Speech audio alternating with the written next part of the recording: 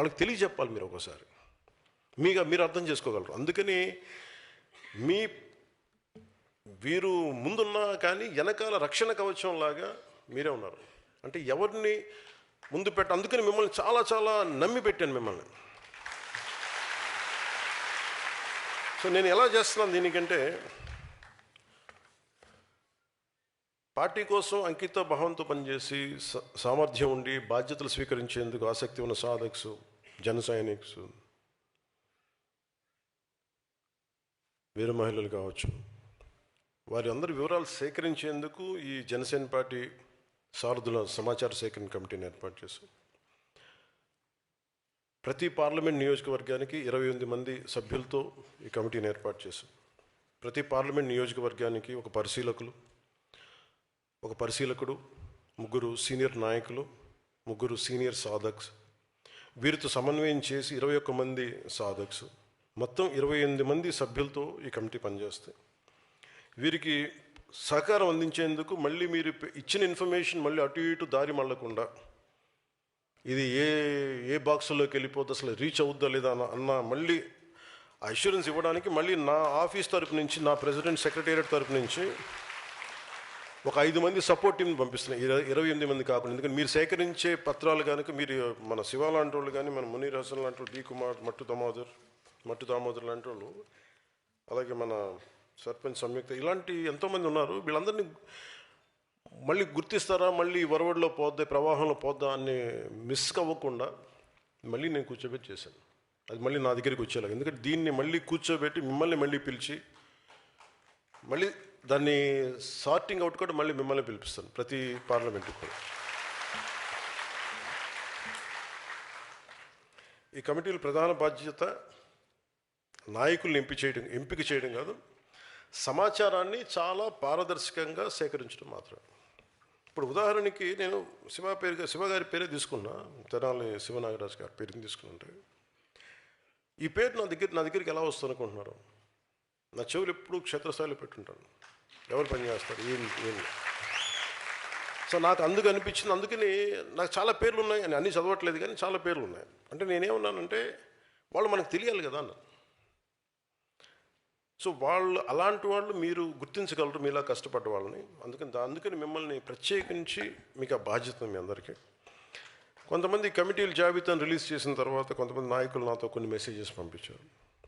ఈ కమిటీలో ఉన్న వాళ్ళు మాకు తెలియదు, వాళ్ళు ఎక్కడ పనిచేశారో మాకు తెలియదు, మీకు నచ్చిన వాళ్ళతోనే కమిటీస్ ఏర్పాటు చేశారా అని కొన్ని ప్రశ్నలు వచ్చినాయి. ఈ కమిటీల ప్రధాన బాధ్యత పార్టీ కోసం నిస్వార్థంగా కష్టపడిన నాయకులు, సాధక్స్, జన సైనికుల వివరాలను సేకరించడం, నా పరిశీలనకు పంపించడమే తప్ప. అలాగే వీళ్ళందరూ ఎన్ని సంవత్సరాల నుంచి పనిచేశారు, ఉన్న 700 మందిలో 600 మందిని చేయడానికి ఒక ఫార్మాట్ తీసుకున్నాం. ఎన్ని సంవత్సరాల నుంచి ఉన్నారు, ఎంత సభ్యత్వం చేశారు, ఎన్ని సంవత్సరాలుగా వీళ్ళు ఒడిదుడుకులు ఎదుర్కొన్నారు, వీటన్నిటిని ఒక బేరీ చేసుకొని ప్రమాణంగా తీసుకొని చేసుకుంటూ వచ్చాం.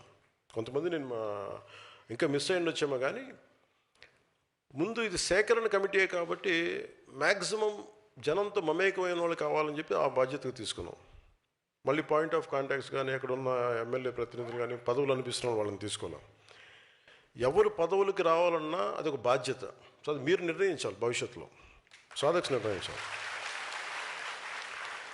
సో ఎవరు ఎన్ని సంవత్సరాలుగా అంటే మీరు వెళ్ళినప్పుడు మీరు విషయ సేకరణ ఎలా ఉండాలి, ఎవరు ఎన్ని సంవత్సరాలు మీలాగా పార్టీ కోసం పనిచేశారు, ఎలాంటి ఉద్యమాల్లో, ఎలాంటి పార్టీ కార్యక్రమాల్లో పాల్గొన్నారు, ఏమన్నా ఉద్యమాల్లో పాల్గొన్నారా, వారికి ఎలాంటి సమర్థత ఉంది, ఏ బాధ్యతపై ఆసక్తి ఉంది, గతంలో పార్టీకి వారు అందించిన సేవలు ఏంటి, ఇలాగ ఒక ప్రొఫార్మా నేను మీకు పంపిస్తాను. దానికి అనుగుణంగా మీరు సమాచారం సేకరించండి. అలాగే ఈ కమిటీలో ఉన్న ప్రతి ఒక్కరికి మీ విధి విధానాలు, కార్యక్రమ నిర్వహణ మీద స్పష్టంగా మీకు చాలా క్లియర్ కట్ గైడ్లైన్స్ మీకు అందజేయడం జరుగుతుంది. ఇది జనసేన పార్టీ నిర్మాణానికి ఒక రూల్ బుక్. ఇది దానికి అనుగుణంగానే మీరు సమాచారం సేకరించాలి. మీరు సేకరించిన సమాచారం నా పరిశీలనకి తీసుకురావడమే మీ బాధ్యత. మీరు అందించే సమాచారం ఆధారంగా పార్టీ ముఖ్య నాయకులతో చర్చించి, మీతో చర్చించి, ఆ తర్వాత ఎవరికి ఏ స్థాయిలో పార్టీ బాధ్యతలు కేటాయింపై తుది నిర్ణయాన్ని మనందరం కలెక్టివ్గా కూర్చొని తీసుకున్నాం.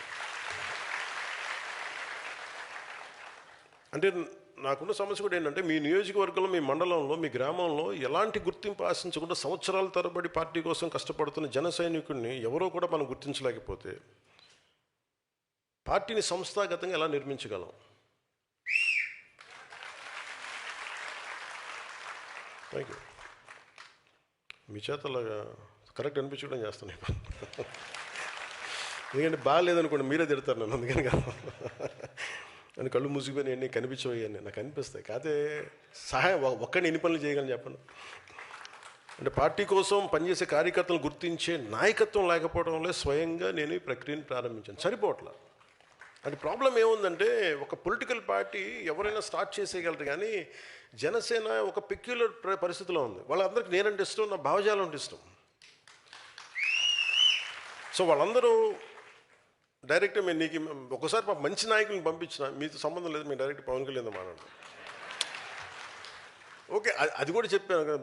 అంటే ఎక్కడి నుంచి అభిమానులుగా ఉండి లేదంటే భావజాలానికి ఆకర్షితులై వాళ్ళందరినీ చాలామంది పెద్ద పెద్ద నాయకులు వచ్చి ఈ యువత గోల భరించలేక వాళ్ళు వెళ్ళిపోయిన సందర్భాలు చాలా ఉన్నాయి. మేము వస్తాం సార్, మీ వాళ్ళు మమ్మల్ని పనివ్వరు, రానివ్వరంట. అంటే మీరు కూడా ఒకసారి ఎలా ఉంటారంటే, మీరు చాలా పొసెసివ్గా. ఇప్పుడు చూడండి, మనం ఒక పొద్దున ఏదో చూస్తా ఉన్నాం, అంటే ప్రేమతో దగ్గర తీసుకోవడానికిను ప్రేమతో బంధించేయడానికిను ప్రేమతోటి దగ్గరగా పెట్టుకోవడం చాలా తేడా ఉంది. ప్రేమ ఎలా ఉండాలంటే, ఒక చిన్న పక్షి ఫోటోగ్రాఫ్ చూపించాడు.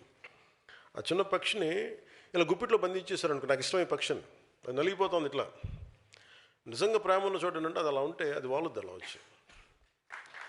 సో మన అభిమానం, మన ప్రేమ ఎలా ఉండాలి అంటే ఎదిగేలా ఉండాలి. మొక్క ఎదగకుండా రోజు దానికి రాళ్ళు కట్టేసాం అనుకోండి, ఆ మొక్క అదే అలా ఉంగిపోతూ ఉంటుంది.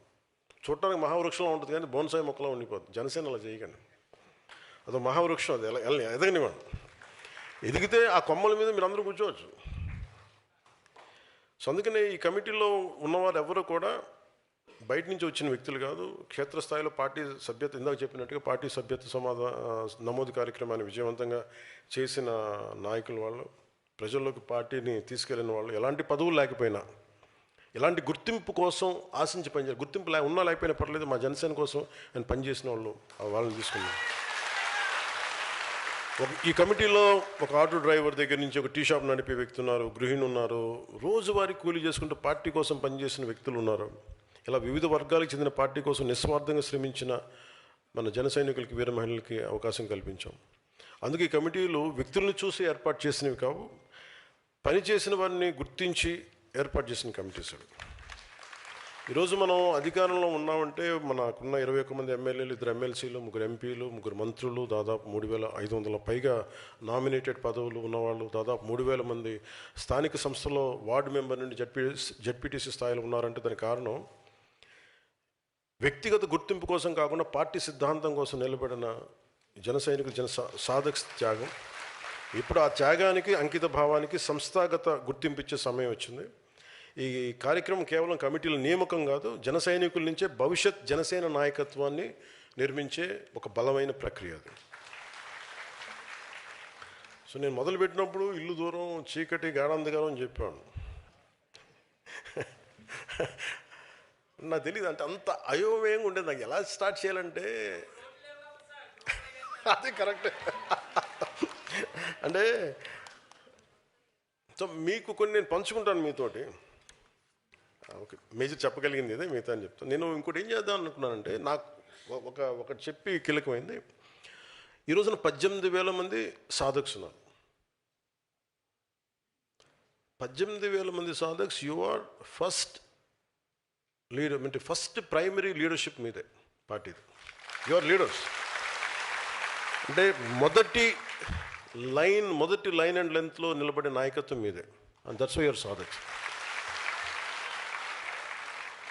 అంటే మీరు 18,000 మంది తలుచుకుంటే జనసేన నిర్మాణం ఎలా ఉంటుంది మీరు ఊహించుకోగలరా? నాకు ప్రాణాలు వద్దు, పని చేయండి చాలు.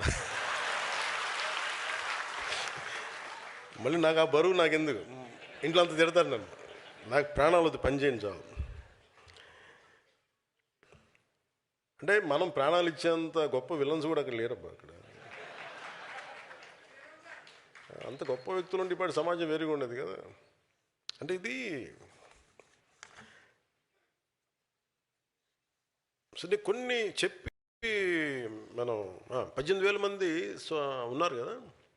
నేనేం చెప్పానంటే మొన్న కమిటీస్ వేసినప్పుడు నా కోరిక 18,000 మంది సాధక్స్ని నేను ఇలా కలవాలని నా ఫస్ట్ గోల్ అది. అలాగే మన ప్రతి ఒక్కళ్ళకి అంటే ప్రతి ఊర్లో ప్రతి పార్లమెంట్లో ఇక్కడ వేదిక పైన ఉన్న నాయకులకి సపోజ్ ఒక బాధ్యత అప్ప చెప్తే వాళ్ళు కనీసం ఒక 2,000 మంది తెలిసి ఉండాలి. రేపు పొద్దున ఎవరైనా ఉదాహరణకి మన బొమ్మిడి నాయకుని కానీ పంపించింది నెల్లూరు, పంపిస్తున్నప్పుడు ఆయనకి దాదాపు ఒక 2,000 మంది తెలియాలి ఇది అయిపోయే లోపు, ఎక్సర్సైజ్ కంప్లీట్ ఎక్సర్సైజ్ అయిపోయే లోపు. నాగబాబు గారిని అరకు పంపిస్తున్నా, కూర్చోబెట్టడానికి కొంచెం ప్రేమగా మాట్లాడగలడు, ప్రకృతి ప్రేమికుడు, మొక్కల్ని సంరక్షించేవాడు. అందుకే మీరు ఆయన్ని అంటే చాలా ఆలోచించి పంపించాం ఒక్కొక్కరిని కూడా. మన పల్నాడికి మన బాలినేని గారు కరెక్ట్ అనిపించింది అది. అంటే బ్రహ్మనాయుడు నేలకి మన బాలినేని గారి కరెక్ట్ అనిపించింది. కాకినాడ తట్టుకోవాలంటే మన సామినేని గారు కరెక్ట్ అనిపించింది. అసలు ఒక్కొక్కరిని నేను ఒకటి 10 సార్లు ఆలోచించి మిగతా వాళ్ళతో మాట్లాడి నీ నిర్ణయాలు ఎందుకు తీసుకుంటున్నా 10 సార్లు మాట్లాడి కింద క్షేత్రస్థాయిలో మాట్లాడి ఒక్కడికి అన్నీ ఏం తెలుస్తాయి చెప్పండి, అందరితో 10 మందితో మాట్లాడాలి కదా. అలాగే మన దుర్గేష్ గారిని అమలాపురం పంపితే బంధువులు ఎక్కువ ఉండి మళ్ళీ ఏం జరుగుతుందో తెలియదన్న మొహాట పడతారేమో అనిపించలేదు. అంటే సరదాగా చెప్తున్నాను కానీ ఒకసారి మొహాటాలు ఉండి మనోడేనండి కొంచెం పెట్టేయండి అంటే ముఖ్యం మొహాట పెట్టి పెట్టేస్తారా. ఇవన్నీ ఇట్లా ప్రతిదీ ఆలోచించి అంటే నేను నేనేం చెప్పానంటే అన్నీ మీరు రైట్ చేయాలి, 100% రైట్ చేయాలని నన్ను ఆలోచించకండి, ఒక ప్రయత్నం మొదలు పెడతాం. అంటే అంబేద్కర్ గారు చెప్పింది constitution is a living document. దాన్ని ముందుకు తీసుకెళ్లే వ్యక్తుల స్పిరిట్ని బట్టి ఉంటుంది ఇంటర్ప్రిటేషన్ ఆఫ్ ద డాక్యుమెంట్. అందుకని ఇట్స్ కాల్డ్ లివింగ్ డాక్యుమెంట్. అలాగా మన పార్టీ నిర్మాణం 100% intention is extremely right. So నాయకులకు కూడా మిమ్మల్ని ఒకసారి చూస్తే మీరు మనం ఎదురుబెదురుగా కూర్చొని ఒకసారి మనం మాట్లాడుకుంటే అంటే మీరు ఎంత నిలబడ్డారో మన వాళ్ళకి తెలిస్తే దాని తాలూకు విలువను మరింత ఇనుమడింపు చేయగలరు నాయకులు. అందుకని వారి ముందు నేను తీసుకుంటున్నాను.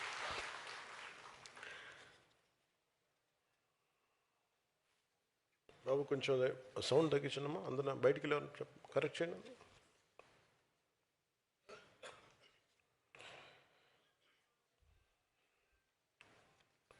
అంటే ఈరోజు జనసేన పార్టీ నిర్మాణ సారథుల సమాచార సేకరణ కమిటీ ఏర్పాటు,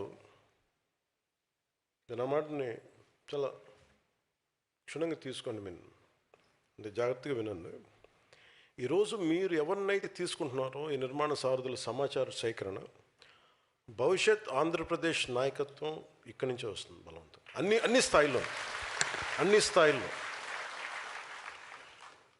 అంటే వ్యవస్థలు బలోపేతం చేయాలి అంటే వ్యక్తులు లేనిది వ్యవస్థను బలోపేతం చేయలేము. ఎలాంటి వ్యవస్థ, బలమైన వ్యవస్థ కావాలంటే బలహీన చేతుల వ్యవస్థ పెడితే వీగిపోద్ది.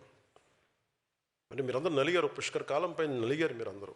సో మీరు ఏ పనులు చేస్తున్నారు, మీరు శ్రామికుల, మీరు ఏ పని చేస్తారు నాకు అది మీ దేశానికి పనికొచ్చే ఒక బలమైన రిసోర్సా లేదని చూస్తాను, అంతే చూస్తున్నాను మిమ్మల్ని. ఇలాగా మీకు బాధ్యతలు అప్పచెప్పే ఇవన్నీ కూడా మేజర్గా కులాలు మీ భవిష్యత్తులో చాలా మాట్లాడుతూ ఎక్కువ వస్తాయి మీకు ఇవన్నీ. ఇది మటుకు మీరు ఒక కీలకమైనది మీరు అర్థం చేసుకొని ముందుకెళ్ళాలి. నేను ఆల్వేస్ ఐ బిలీవ్, అంటే నేను నా పూర్తి నమ్మకం నాకు దేశమే. నాకు కులం అనేది మనకు సామాజిక చిత్రపటం, అది మన సామాజిక సత్యం, అదొక సోషల్ రియాలిటీ. దాన్ని నేను మార్చాలని ప్రయత్నం చేయను, సరిదిద్దాలని కూడా ప్రయత్నం చేయను. కులాల ఐక్యత అనేది ఎందుకు పదే మాట్లాడుతుంటారు, చాలామంది మాట్లాడుతూ ఉంటారు, చూస్తూ ఉంటాను. పవన్ కళ్యాణ్ నుంచి కులాల గురించి తెగ మాట్లాడతాడు అందరినీ. అంటే నేను చెప్పాను, నేను ఎప్పుడు కులం కార్డు తీసుకుని నేను ఎప్పుడు పాలిటిక్స్ చేయను కూడా భవిష్యత్తులో. నేను రాష్ట్రం బాగుండాలి లేదా దేశం బాగుండాలి, మానవత్వం చచ్చిపోకూడదు, ఈ మూడింటి మీదే ఉంటుంది. కులం ఎప్పుడు కూడా ఇంటి గడప లోపల ఆగిపోవాలి. నేను కోరుకునేది అదే. గడప దాటామా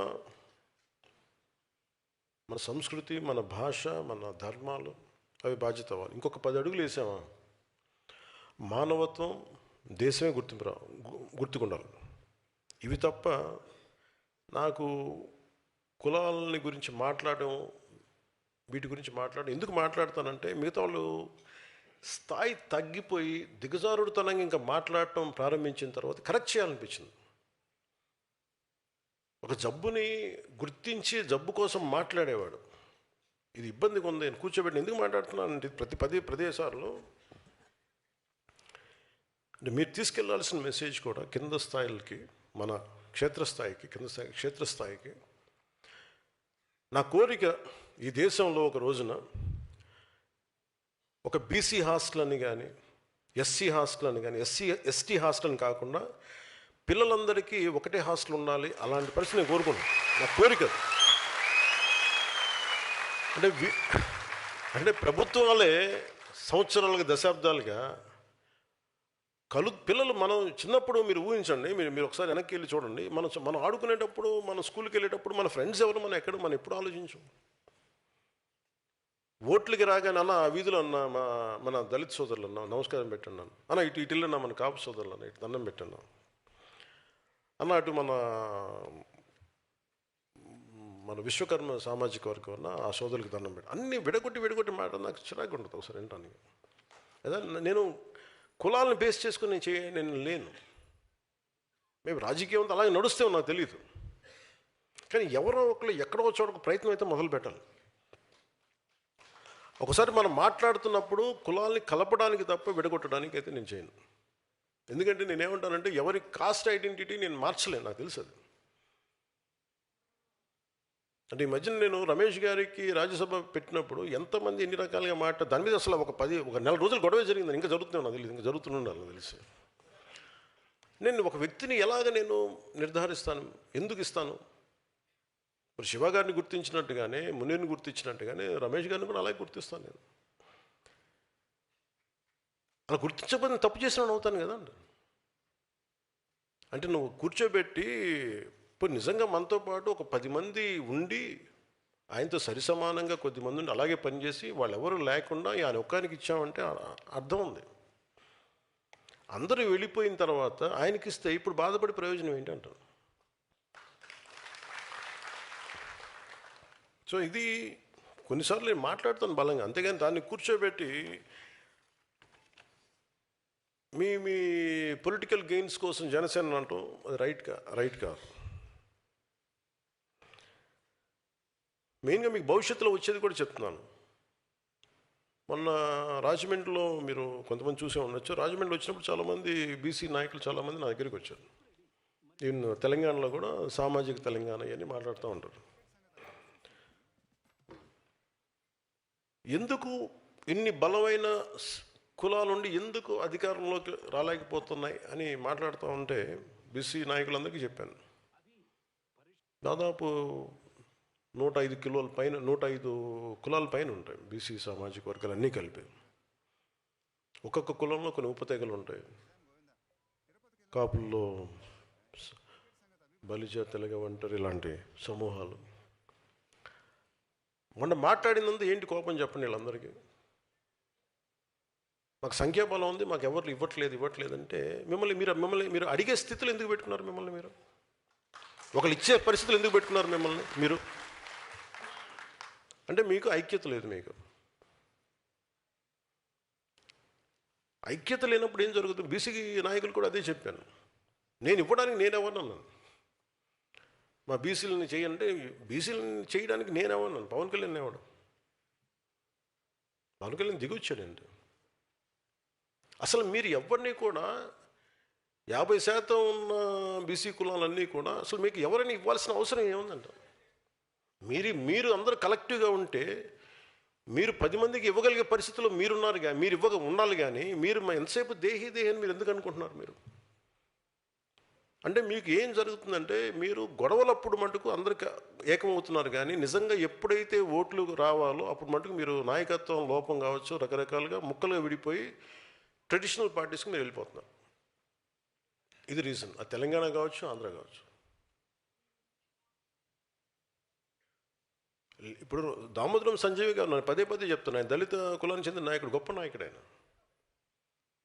నాయకుడు అనేవాడు ఎలా ఉండాలి? అన్ని కులాలకి ఆమోదయోగ్యమైన నాయకుడు, అంగీకారయోగ్యమైన నాయకుడు కావాలి. అది మిగతా కులాలు కూడా సాధించగలగాలి. అది కాపుల్లో కావచ్చు, బీసీ కులాల్లో కావచ్చు, యాదవ, గౌడ, సెట్టిబల్జీ కులాల్లో కావచ్చు, ఇచ్చేది అన్ని బీసీ కులాల్లో కావచ్చు, ఎస్టీ కులాల్లో కావచ్చు, దళిత కులాల్లో కావచ్చు. అది వచ్చిన రోజునే చాలామంది నాయకులు ఇప్పుడు తెర వెనక్కి కూర్చోబెట్టి, ఇప్పుడు అలాంటప్పుడు మీరు అలాగ కనుక మీరు బలపడితే మీకు వైసీపీ లాంటి పార్టీ మీకు అవసరం ఉండదు. నాలాంటి తిట్టాల్సిన అవసరం కూడా మీకు ఉండదు. నాలాంటి ఇన్సిగ్నిఫికెంట్ అయిపోతాడు. నిజంగా మీరు అలాంటి స్థాయికి ఎదగాలని మనస్ఫూర్తి కోరుకుంటున్నాను ఈరోజు, మనస్ఫూర్తిగా.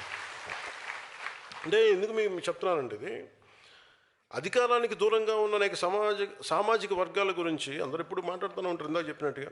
కానీ వారికి నిజంగా సాధికారత వైపు అడుగులు వేస్తున్నారా లేదా, లేక వారు అసంతృప్తితోనే రాజకీయ మూలధనంగా మిమ్మల్ని ఉపయోగించుకుంటున్నారా? నేను కులాన్ని రాజకీయ పెట్టుబడిగా నేను పెట్టను. అందుకే నేను ఎప్పుడు కులం అని మాట్లాడను. కులాన్ని గౌరవిస్తానంటాను. అందుకని కులాల ఐక్యతనే కోరుకుంటాను తప్ప నేను ఎప్పుడు ఏం కోరుకుంటాను, దేశం, నా నేల, సమాజం కోరుకుంటాను. మన దేశంలో బహుజన్ సమాజ్ పార్టీ సామాజిక న్యాయం కోసం ఒక పెద్ద రాజకీయ ఉద్యమాన్ని నిర్మించింది. అది లక్షలాది మందికి, కాంశీరామ్ గారి నేతృత్వంలో లక్షలాది మందికి రాజకీయ స్వరం అయింది. అది గొంతైంది, బలమైన గళమైంది. ఇది భారతదేశ ప్రజాస్వామ్యంలో చాలా చాలా కీలకమైన ఒక అధ్యాయం ఇది. కానీ అది ఒక పాఠం కూడా నేర్పించింది.